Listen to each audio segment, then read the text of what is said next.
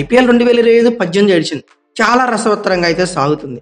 అయితే కొన్ని ఫ్రాంచైజీలు కొన్ని కీలక ఆటగాళ్ళని గాయాల వల్ల ఏదో దాని వల్ల కారణాల వల్ల పర్సనల్ రీజన్స్ వల్ల వాళ్ళని కోల్పోవడం జరుగుతుంది. వాటిలో భాగంగానే చెన్నై సూపర్ కింగ్స్ జట్టులో రుతురాజ్ గైక్వాడ్ కీలక ఆటగాడని అందరికీ తెలిసిందే. అందులోనూ పైగా కెప్టెన్. గాయంతో అతడు ఈసారి ఐపీఎల్ నుంచి వైదొలిగాడు.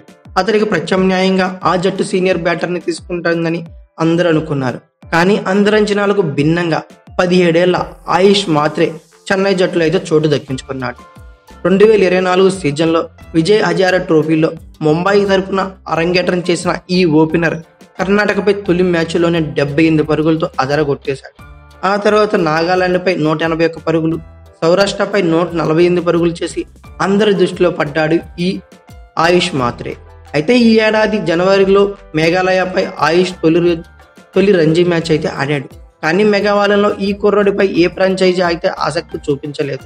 రుతురాజ్ గైక్వాడ్కి గాయం కావడంతో చెన్నై సూపర్ కింగ్స్ ఆయుష్ మాత్రేకి అవకాశం ఇచ్చింది. 30 లక్షల కనీస ధరకు అతన్ని అయితే దక్కించుకుంది.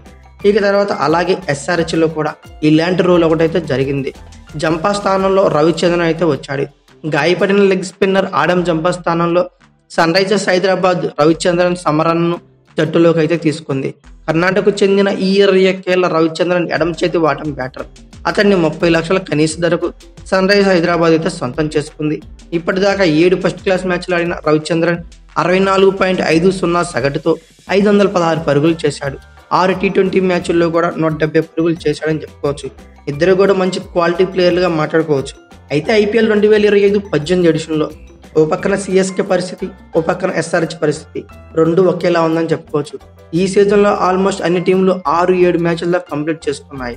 సో ఎస్ఆర్హెచ్ అయితే మాత్రం 6 మ్యాచ్లు కంప్లీట్ చేసుకుని కేవలం 2 విజయాలు మాత్రమే సాధించి 4 పాయింట్లతో చివరి నుంచి 2వ స్థానంలో అంటే 9th ప్లేస్లో ఉంది.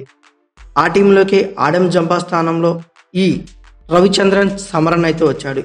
ఇక తర్వాత సిఎస్కే గైక్వాడ్ స్థానంలో ఆయుష్ మాత్రమే తీసుకుంది.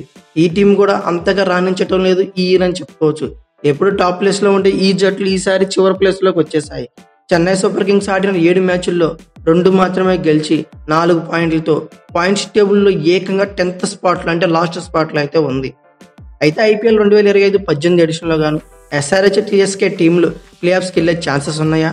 ఏ టీం వెళ్తుంది అనుకున్నారో ఖచ్చితంగా కామెంట్ బాక్స్లో పిన్ చేయండి. అలాగే ఈ వీడియో కనుక మీకు నచ్చినట్లయితే like, share, comment box subscribe చేసుకోండి.